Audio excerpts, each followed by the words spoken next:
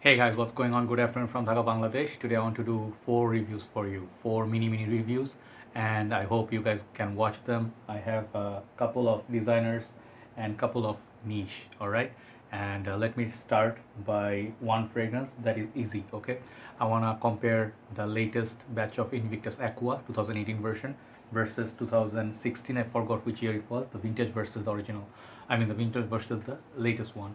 So these two, I previously covered this one in another review, but I recently got this bottle. I'll let you know why I got it and what are the basic differences. Is it worth buying this or still worth hunting it down for over $100? Okay, I said it before, but always updates are good. So as you guys know, these are both like flankers of original Invictus by Paco Rabanne. Paco Rabanne released Invictus after the success of 1 million. 1 million was sweet, syrupy, kind of like raspberry, not raspberry, blood orange, and a lot of notes, amber, leather, and very sweet perfume. Then they made a summer version that was Invictus, which was still sweet, which is why they felt like they wanted to make Invictus Aqua. So the first one they released was this one, the white box and the frosted glass. I'm showing you the packages side by side so you do not make mistake in the market. If you see this somewhere, grab it immediately. Don't worry and don't rush. Don't wait, because this is very hard to find now, and it's going over $100 $150 right now, 3 times almost more than this price of the newer version. Another heads up is they have a newer version of this box also, which is something like a center. I forgot how it looks. That is different than this. So basic difference, the color. The newer version 2018 will have this grayish box like Invictus, except the original Invictus won't say Aqua. This one say Aqua, and these are both 100 ml EDT concentration. And this was, the white box was limited time release. You guys saw the hype and all this. So they come in, I think Invictus Aqua I think comes in only 100 ml. I forgot, maybe not. And the bottles, you must have seen it always side by side. They're the same exact size, just the frosted glass was like this, and the newer version has this blue color here, and they have transparent watery sort of vibe. Both have built-in atomizers. Bottom looks like the podium, basically look like trophies. Many people hate these bottles, it's understood. So the basic difference, you guys all know about the fragrances. So is it worth buying this one over this one today? Difficult question. This is one of my most favorite fragrances of all time, Invictus Aqua. No matter what people say, I enjoy this throughout the whole year. Excellent performer, has this ambergris sort of feel, musky, deep sea, and sweet at the same time. It's very close to Hawas, but this is better performer than Hawas. But now the prices are like $150, $100 plus. So this is definitely more expensive than this one. Equal amount of juice. The performance here, the first difference is performance. This one lasts you, on me at least, 10 hours at least, and this one I get about 6 to 7 hours. Okay, so there's a difference between 3 and 4 hours of longevity.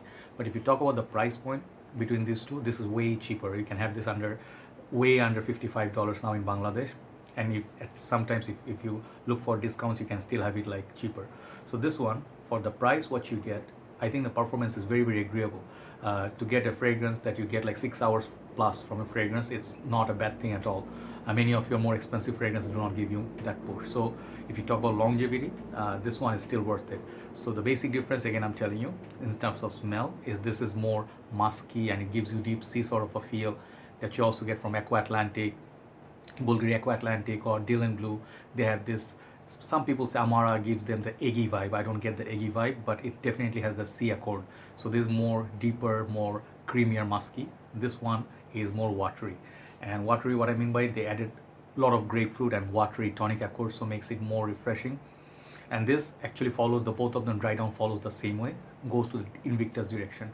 So I think personally speaking, it's totally depend on you. If you have been using this and you want to hunt down again using 100 something dollars, you, more power to you, no problem. But for the modern formulation, it's not terrible, it's not bad. I mean, it is not complete trash. People think like it's gone in 1 hour. That is not true. Do not believe YouTube people when they comment. They perhaps just used it once from the mall. They never experienced the full wearing for a few days. Once you wear it for a few days, you'll see this is very good performer still. So projection wise, this one projection obviously a little bit more stronger. I get about 3 hours of projection. This one gives me 1.5 hours of projection. So that's okay. So I think out of the comparison, if you talk about comparison, this one goes against Hawas. Now this is the competition because they are the same price point. Hawas is a little bit more pricey, and let's say $5 more for this. $5 more than Hawas is $5 more than Invictus Aqua 2018. So I think if you want to get out of these two, I'll still say you can go for Hawas, because this is a lot more sweeter.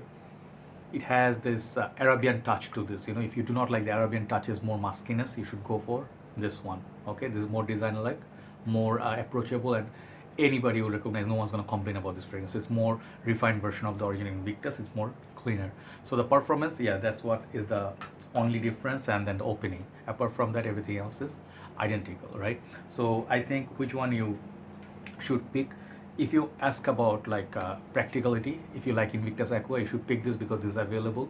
This one can be had for cheaper, and no need to pay for vintage if you talk about practicality. Okay, so that is my ultimate conclusion. Not a bad fragrance at all. Everyday usage, office, gym, you can pull it off anywhere. Very versatile. For summer, it's a very good perfume. Okay, so that's the comparison first video, and now moving on to the second video. Bye bye.